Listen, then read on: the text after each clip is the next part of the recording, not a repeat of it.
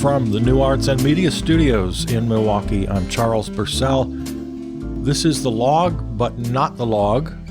I did this last Thursday. I just want to drop in a segment from Drive Time from River West. River West Radio, of course, is our flagship terrestrial station. I join host Martin Hallinger every Tuesday for that afternoon program, Drive Time. And I just thought I'd share it with you. Maybe this will become a regular thing on Thursdays. I don't know. We'll see how things go over at the station, if this is going to be a regular thing. So there you go. Here now is Drive Time from River West with your host Martin Hallinger and guest Charles Purcell. All right. You're listening to Drive Time from River West. And my name is Martin, and I'm here with my guest and co-host. One and the same, Peter Donalds is my co-host, and our guest is also Peter Donalds, but Charles Purcell. So if you're confused, don't be. It doesn't matter. We've got Charles Purcell here. I did exactly what I was going to do. I've got my Charles Purcell hat on now. Nice. Oh, yeah, it looks good on you, I'm guessing. Thank you. So Charles Purcell is back with his presentations, which you can hear Fridays at 8:30 a.m., 1 p.m., and 9 p.m. And then you can hear all of them ever at riverwestradio.com/shows. So welcome to Drive Time, Charles Purcell. Yeah, thanks. I'm really excited about the new relaunch of the show. I've had so much fun putting this thing together, and it's just time to do it again. The radio theater stuff and the sound art and I have a little bit of an announcement. It's maybe a little premature, but Anja, not Anja, and I are going to be collaborating on a show that we're gonna do for both Subtle Forces and Charles Purcell Presents. And so I'm really excited about that. Very just exciting. in the initial stages of collaborating. Yeah, it's great because as program manager at River West Radio, I like hearing all of the different voices, including shows that I have no interest in at all. Those ones are particularly great where suddenly I'm listening to it and I go, oh, that's interesting. But then there's all these shows where I'd have no idea that I was interested in, like on Tuesday nights at 7:30, Ex-Prisoners Organizing. Expo Radio is another one was like, do I want to hear talk about what it's like to be a prisoner? Turns out I do. And then the big one, I was thinking about this last night about how, God, art is so important. I don't know what my brain would be like without art. And what I'm saying sounds a little bit more flamboyant, or I don't know. It's weird because you don't know what it would be like either without art, and because that means music, television, movies, plays, books, and a lot, and it also includes experimental radio shows. So I'm always excited to offer something that there isn't much experimental radio on commercial radio, and River West Radio has that bonus of not having to worry. You understated that. There's zero experimental radio on the commercial side. You just can't find it. And I'll tell you, as someone who's been interested in this my whole life, I actively search out for podcasts or radio shows that are doing anything, contemporary radio drama or experimental sound sculpture. I'm always on the search. And I tell you, it's hard to find, even if you're actively searching for it. So I got to tell you, when Anja proposed our collaboration, she kind of quipped, but I think she was serious, and I'm serious, that she'd love to see Milwaukee as a hub for radio art. And I think maybe that's happening because we have Iron Lion, right? Am I pronouncing that correctly? Yes, or Iron Lightning. It changes it around a bit, but yes, we have Iron Lightning. He's like Snoop Dogg. He keeps changing his name. But he produced Mind Blow, and what was the other? Shamania. And now it's we've got 2 episodes so far of Rec Rad, and I forget what that's short for. But if you listen to the episodes, you also have no idea. So he's doing wonderful things. And there is experimental radio on River West Radio. And I think maybe Milwaukee is becoming a hub. I had a really interesting post on Facebook. My friend Anthony Deutsch, you may know Anthony Deutsch. He's a pretty prominent piano player here in town, jazz and experimental pianist. And he just posted on Facebook, "Hey, do I have any podcast friends out there? Share your podcasts on this thread." And a half a dozen people responded immediately, and I listened to a few of them.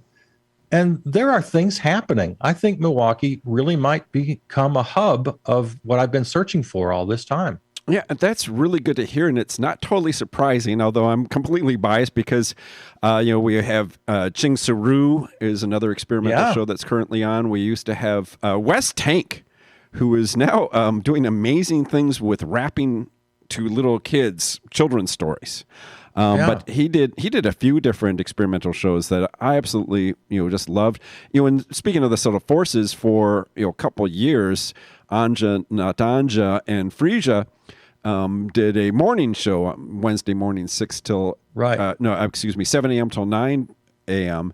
And you can hear those a few different times. One is Saturday night at midnight. I also have other times, but I don't want to give a barrage. Yeah, and they were very creative, and I just love the subtle forces. I recommend it to everybody. And then there's more that I can't even think of right now. It's been that fruitful. So good for us, and you won't brag on yourself, but you have a very creative history as well, from film school on, and from community television. You've told me lots of your kind of fun programs that you've put together over the years. Always been experimental. You're a part of this as Only well. sort of art I've done is experimental. Any still life I've done has been not realism, for sure. So what's big you want to talk to Charles Purcell about? I'll put on the log hat now. Any big issues out there you want Charles Purcell to comment on? Well, I mean, the thing that's always is a weird thing because of knowing you personally. I don't know what it would be like if I was listening just as somebody that wasn't the program manager. I think it would be similar, but the big difference is that I can't say, "Hey, oh good, I have something I get to talk to Charles Purcell about that will be interesting," which is rare because most of the time I agree with what you are saying. All right, so let's find something that we disagree about then. Yeah, so that conversation is like, I agree with you, yay. Well, all right, let's see if we can find something we disagree about. Okay. I have some thoughts, some quick thoughts, and then I'd love to hear you disagree with me on this. I have some quick thoughts about Joe Rogan. Oh, good. Now, we've all talked about, we all know about the Spotify thing and the disinformation about COVID, right? I think we've all talked about that. We know about more than we've talked about anything else. And I come down on the side of Neil Young. I think he handled it perfectly. He said, "No, I'm not necessarily threatening anything. I'm just saying I can't be a part of this. I'm removing myself from Spotify because I can't share the platform with this guy." I think that's the perfect way to put it. So let's put that discussion behind. I just want a couple thoughts about the N-word. Now, do you know about the news story? They took down like a couple dozen or episodes. Spotify took down Joe Rogan's where he's saying the N-word in a there's this viral video going around where he's saying the N-word like 24 times. Now, here's my opinion on this. Joe Rogan, in none of those clips, was being racist. He was making a terrible mistake that a lot of white people make. I've heard people in my family, I've heard friends use the N-word when referring to the debate about the N-word. In other words, they're not using it to call a black person the N-word. They're using it in the context of the conversation. And they felt like it was okay to use it. And it's not. And I think Joe Rogan learned a really good lesson. In other words, this is a mistake. He wasn't being racist. Yes. And the trick to all of this is there's a timeline in the United States where it used to be okay. It was said on Saturday Night Live. It was said on Sanford and Son. It was said on cop shows. It was a normal thing that was said. And, like sometimes there would be comment, but, most of the time, like certainly on Sanford and Son, they would just say it. Well, black people said it. That's a very different thing. Red Fox said it. Yes, except now on television, they don't say that. Right? It's just not said, I get your point. Right. I get your point. Yeah. And in the famous SNL sketch with Chevy Chase and Richard Pryor, Chevy Chase says it. Right. And it's a very powerful sketch. It's more powerful than it was at the time, and it was powerful in the mid to late 70s when it first aired. So let me ask you a personal question. When did you learn that you couldn't say it as a white person? Must have been about, it wasn't even all that long ago. Like I was talking scholastically. Is that the word? I was talking about how the word was changing.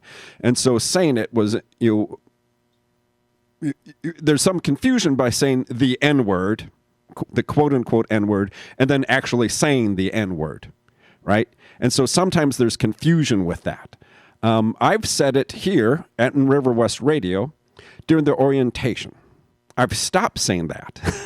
It was about 5 years ago because, my main thing was there was a disconnect between, I'll just say older black people and everyone else, right? If the N-word was yelled at you out of a pickup truck, that's different, right? Than your cousin, asking, using it as a term of endearment. So different. And that's right. And the distinction I'm making, the Joe Rogan distinction, he wasn't using it to call people the N-word. He was only using it in the context of discussing the N-word. Right? Yes. So I think that's a very, very different motivation. Now, he was wrong to use it, but he just didn't know. He learned. I have people in my life right now who still use it in that context. And if I'm in their presence, I say, you know what? You can't say that. Just say the N-word. You can't say it. And people still are learning. Yes. And that's the thing is people come to it at their own time. And it's very confusing, and we don't even have to go through all the cliched things. Well, if they can, blah, blah, blah. It's just over. And the way I say it is like, hey, remember when the C word used to have some power to it, right? The N word has eclipsed that, 100-fold. Okay, well, this isn't working because we're agreeing. Let me find something else. Right. On a very closely related topic here. It's really the same topic, the Whoopi Goldberg situation. All right. Now, good. I think there's a parallel here. She didn't understand. She was simply making a mistake. I don't think Whoopi Goldberg, when she said that the Nazis' persecution of the Jews was not about race, that's what she said. I don't think she has an ounce of anti-Semitic blood in her bones. I think she was just making an error of facts. She was just making a mistake. None of it was rooted in any kind of anti-Semitism. She was wrong, and she learned a lesson, and I think the rest of us benefited through that lesson. Some people needed to hear it and learn it. So I am totally with Whoopi Goldberg. She made a mistake, and that's all. Okay. Yeah. So I'll go along with that Whoopi made a mistake. But by talking about it all, period, that's the mistake. You just can't. There's certain things you just can't talk about. You can't. Okay. Oh, good. We found a place we disagree. I was searching for this. Good. You go ahead, and then I'll murder you. Here's my. Oh, all right. Let me go ahead and steel myself for a murder attempt. I'll say with my dazzling logic. Oh, okay. All right. So being murdered, one thing, but in a dazzling way. So this is what I've taken out of it. Is like I can't take a side on this because there's Jewish people that I respect in the media that have given me conflicting arguments for it. And so, and they all seem good to me, right? I'll call it a draw, and luckily we don't have to do anything. Wait, was Whoopi fired?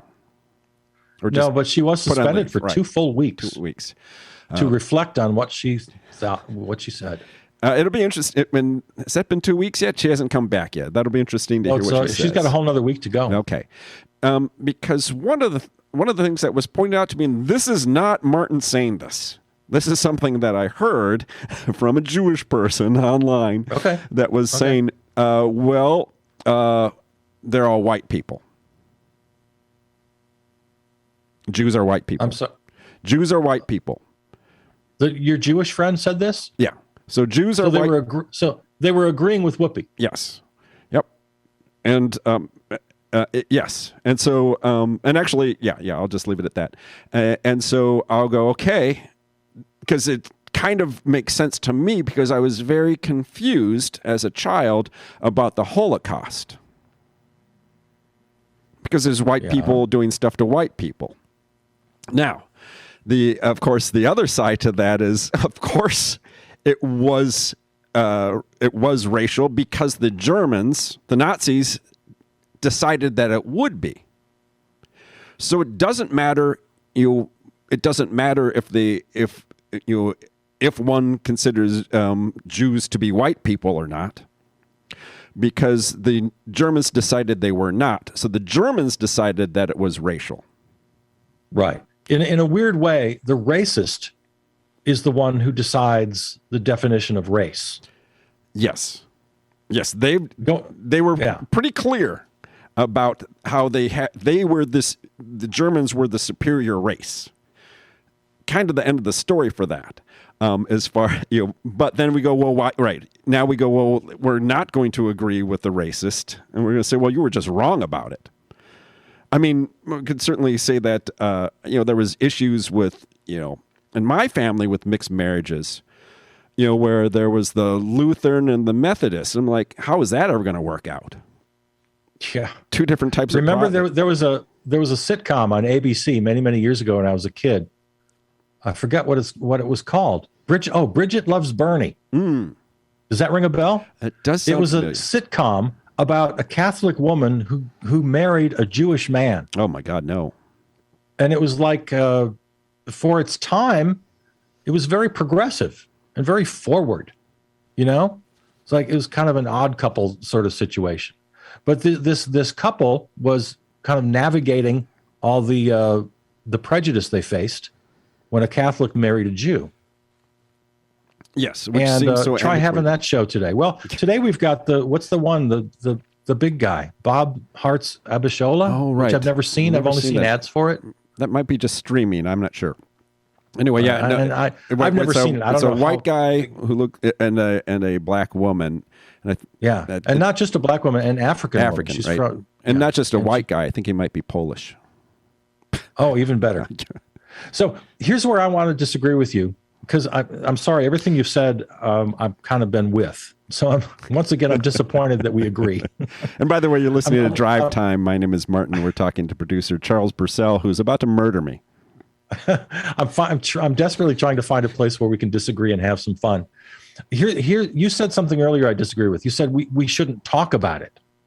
I don't know if you meant that. I think it's very important that we talk about these things, and I think it's very important that we allow spaces where mistakes can be made without harsh punishments. Yes, they need to be corrected. Yes, the conversation needs to happen. But here's where, I'm not a cancel culture warrior at all. But here's where I will agree with the Bill Maher's of the world. When it's a mistake, that's when you cannot cancel people. You encourage people to speak openly. And if and when they make mistakes, you got to pounce on it. It just ups the conversation. So that's why I mentioned Joe Rogan's use of the N-word. That was a mistake, not a racist thing, in my view. And Whoopi's comments on the Nazis was a mistake. And we have to have room for people to make mistakes. And if we chill speech too much, we lose a lot of opportunities for learning, because I think people learned a lot from Whoopi's mistake. So my point of we can't talk about it if we're Whoopi on the TV show The View. None of this would have happened if she said, "Hey, I like having hot chocolate," and someone else said, "Oh, I like tea," and now we're going to have an argument. Although who knows, there's probably a hot chocolate coalition that's anyway. But like if she had just not said that delicate thing that has nuances, should we be better off, right? Because instead it would have been marshmallows or no marshmallows. Yeah. Okay. I think we finally found it. We found a place where you and I disagree. I really think, that was great that she went there. If she was aware of the repercussions of it and the outrage and all of that, she would have chosen her words differently, obviously. But that's just it. She didn't know. She had no idea. She had to be corrected, which she was right on the air on live television. In fact, I was watching. Here's my confession. I watched The View. I think it's a very good show. There's something else we're going to probably disagree about. Okay. Well, here's one. I can't give you my opinion of The View because I haven't watched it. Okay. And here's something we disagree on. Are you ready, Charles Purcell of Charles Purcell Presents? Yeah. Is any time Charles Purcell says, well, I haven't seen it, but I have an opinion on it, I think, okay, well, let's hear your review of the review. A review of a review, I can go, okay, and that can be an interesting thing. But that one always is like, for me, that's completely forbidden. I can't say I don't like something because of something I learned in grade school. And it was one of my classmates in like second grade was doing a book report. And I don't remember the book, but it was a little bears eating jelly. And he clearly hadn't read the book, but it was a great piece of art because he's just flipping through the picture book for the first time and making up the narrative going by the pictures, which was fantastic. But then and I do that all the time. I always criticize things because I'm not going to go out and see everything. I'll give you a couple of examples. I must have read 24 articles about the Van Gogh exhibit. People who loved it, people who hated it and thought it was exploitative and cheap and dumb, and people who just were moved by it. And after those 24 articles I read, and I thought very carefully about it, what I said was, yeah, I'm pretty sure this is trash, and I'm pretty sure I would hate it. Right. And this is where it gets exciting, because I agree with you. I saw those articles also, and that there's more of them, and blah, blah, blah. It's like, oh, wait, they're just ripping them off. It's royalty free. We could do our own show. And so 100% agree with that. But I would not say, oh, it's definitely a terrible thing and it's no good. I would say I read a review about it and it doesn't look like it's my sort of thing. Yeah. But I wouldn't be adamant if somebody said, oh, actually it's, got, whatever, and it's good because of this. I'd go, oh, okay, cool. And I wouldn't defend the reviewer that, because now I'm getting a second review and, it's, you can read a good review of a movie and a bad review of a movie, and then you work from there, but you don't go, I like the movie or didn't like the movie. I read something, it's this sort of movie and I don't like that sort of movie, is perfectly fine to say. But if you take this to a wider, let's really zoom way out to 25,000 feet. Okay. Whatever the topic is, whether it's arts and culture or it's war and peace or it's politics, I feel that we all should be citizens, and I'm sure you agree with that. We should be active citizens. We should learn as much as we can about the news and politics and issues of, whatever, Ukraine now or whatever's going on. And as citizens, we have a responsibility to make judgments and to have opinions. Absolutely. Because we're citizens, right? Absolutely. I think we would agree with that, right? So the difference is it was the movie Don't Look Up, where you talked about it on on the log, and we're saying how it's you basically were saying it was no good of a movie, and if you spend 2 hours and 15 minutes and watch the movie, then you can talk as if you knew you can talk because you've seen it now instead of doing the reviews of the reviews. So that's the thing is we can't have a whole we'd have to do a world history class to really understand, the whole story with what Russia's doing, to put it simply. And I guess all I'm saying is that I think in the cultural sphere, we all have a responsibility to be critics. We should be critical thinkers about the culture. And I guess I don't feel that I have to go out and physically partake in everything I'm commenting on. I think it's perfectly legitimate to read critic and critic and critic and critic and get an idea of what's going on. For sure. You and I had a little fight about Nomadland. Right. I said, based on everything I've read about this movie, I'm pretty sure I'm going to hate it. And I saw it, and I did hate it. And did you have bias confirmation? No, I don't think so. Damn it! I was trying to get you with that one. Well, that's for others to judge. But I am just so conscious of that all the time. Well, I really try hard. Yeah. Well, there's just this thing that comes naturally.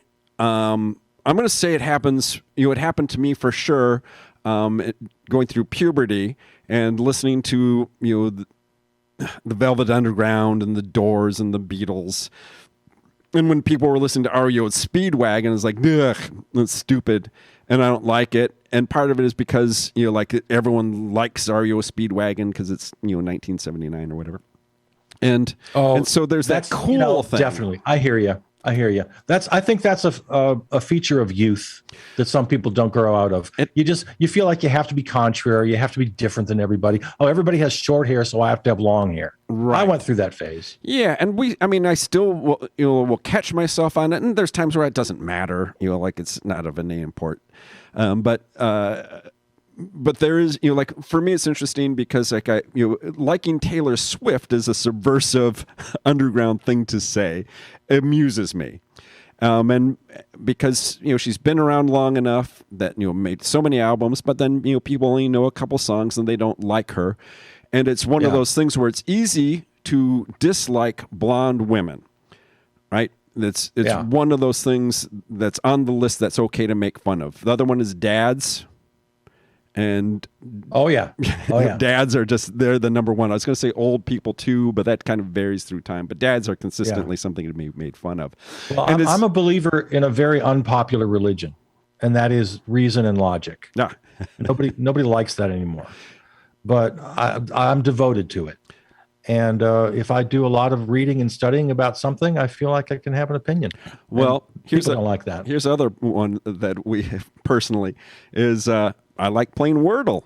It's a game, you get it once a day. It's been sold to the New York Times or whatever. It's just a simple word game that if you want to take a long time, you can spend a half hour on it. Sometimes you'll get it in a few minutes. And anything like that, where there's something popular that comes up and I can just experience it for free and it just takes a few minutes. I'll think, let me see what this is about. And so you end up seeing things like, I don't want to think of examples of a really good movie or a real crappy movie, or there's some music video or some funny video that's gone viral. It's like, I don't want to see a viral movie about kittens, although I do, and then you can just see it and be done with it, and then it's kind of there's the different fads that come up, and you can either go along with the crowd because it's harmless, because it's it's been a while since there's been a yo-yo fad, and you can either get a yo-yo or not get a yo-yo, and it's that simple. Yeah. You don't have to have an opinion about a goddamn yo-yo fad. And so like fads end up being something where it's like, I'm tired of hearing about it. Because then there's the other thing that also happens is if you hear something is really, really good, people will come out of a movie and they'll say, as if it's legitimate, it's like, I had higher expectations for it. I thought it was going to be more than it was, so therefore I didn't like it. Yeah. And that's... Well, my bottom line, and the last thing I'll say on this, I think there's been a deterioration of taste. I mean, I think there's a downward trend of what's acceptable. And I applaud critics who want to keep the level high for art and culture. Yes, I'll go along with that because, but there's also when people are getting joy from something, and I'm just going to make something up, like drawing with crayons on an acorn. And let's say that turned into a fad, and there's a lot of people and they're just really enjoying them. And guess what? They don't look very good. I don't have the motivation to stop somebody's harmless fun. I do if I feel it's dumbing down the culture. Stupid 5-year-olds with the acorns, they stink. If it's something that's reached the level that's harming all of us, like Three's Company is the number one show on television, I say something. No, that's harmful to the culture. Yes, and I'll agree with that. I say that's something. why I go with my Acorn one, because it doesn't matter. And there are things where it doesn't matter. But yes. I totally agree. When there's hair metal bands, or let's think of the Three's Company is a perfect example. It's extremely dated, but it was confusing to me at the time. It's like, how is this the number one show? Yeah. But all right. And that's when I get worried. That's when I worry about the culture. Yes, it's harder than ever to make judgments about culture, because it's no long. Once the internet came along and cable television and streaming platforms, it's so overwhelming. disparate now. Yeah. All right. So and here's the other one that I'll just say as a plug to listen to the log and to Charles Purcell Presents, which all have the same time slot. Charles Purcell's on Friday, but it's Monday through Friday, 8:30 a.m., 1 p.m., and 9 p.m. right here on River West Radio. Is the thing, Charles Purcell, that people will go, hey, I disagree with Charles about this subject. What subject do you think that would be? Money. I feel money's got to go. I'm an abolitionist, and this is why I really like hearing people that I disagree with, because let me just explain to people what Charles Purcell says is money's got to go. Just no money. People don't get paid to do work or pay to live where they live, and everyone still works in society. When I first heard that, I thought, well, I mean, obviously that's not realistic. And over time, I start thinking, oh, actually, what would it mean to get to that level? Because that we're in our arbitrary reality of being in a democratic republic, capitalist society, it's hard for me to see anything other than that. And so, I mean, there literally are cultures on the planet right now that don't have money. Yeah, and there were for thousands of years. And so, yes, that we're so ingrained that it makes people like me emotionally push back on the idea that we could exist without money. I can't believe you brought this up with no time left in the show. I don't even want to take a break. I don't even want to take a break, but put a pin in this. Talk about it next week. All right. So quick break, and we'll be back murdering each other on Drive Time. So there it is. Thanks, Martin Hallinger, program manager over at River West Radio. Again, I join Martin every Tuesday. And maybe we'll see how it works out. Maybe we'll start sharing it with you every Thursday. We'll see how it goes. A reminder to check the post tomorrow, Friday, February 11. It'll be our second episode of the new relaunch of Charles Purcell Presents, radio art at its finest. So that's happening tomorrow. And then I'll talk to you again on the log on Monday. All right, there it is. I love you. I'm Charles Purcell.